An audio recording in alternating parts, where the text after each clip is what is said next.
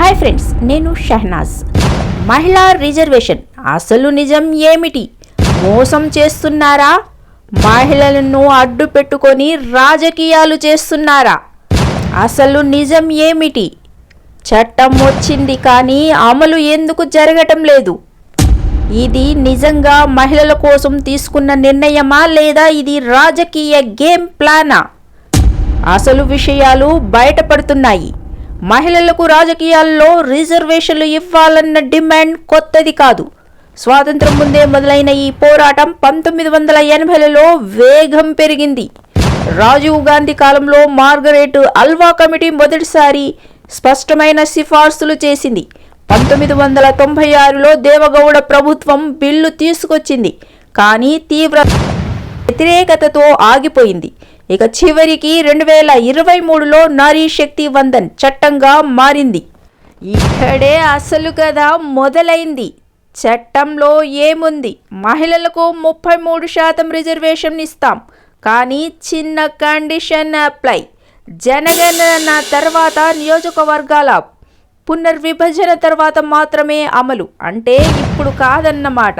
2029 ఎన్నికల్లో కాదు, బహుశా 2032-33 తర్వాత మాత్రమే. ఇక్కడే విమర్శలు గట్టిగా వినిపిస్తున్నాయి. ఇది మహిళల కోసం కాదు, రాజకీయ లాభం కోసం.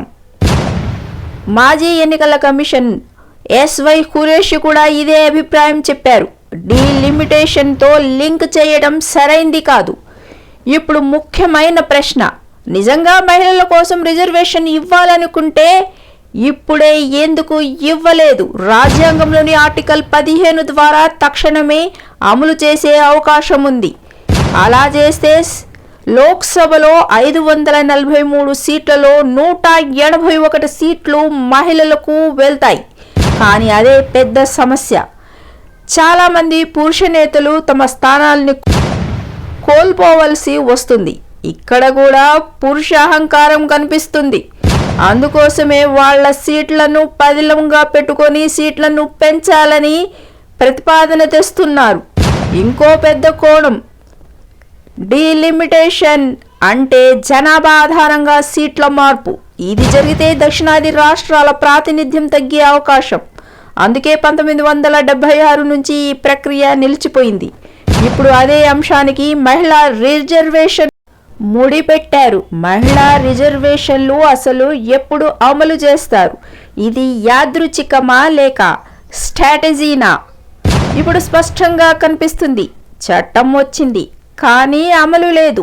హామీ ఉంది కానీ టైం లైన్ క్లియర్ లేదు. ఇది నిజంగా మహిళా సాధికారకత లేక పొలిటికల్ మార్కెటింగ్ స్టంట్నా? మహిళల పేరుతో రాజకీయాలు, మహిళలకు నిజంగా అన్యాయం? ఈ ప్రశ్నలకు సమాధానం వచ్చే ఎన్నికలే చెబుతాయి. ఈ వీడియో నచ్చినట్లయితే లైక్ చేయండి, షేర్ చేయండి, సబ్స్క్రైబ్ చేసుకోండి. అక్షరం నవభూమి ఛానళ్లను ఆదరించండి. Thank you friends.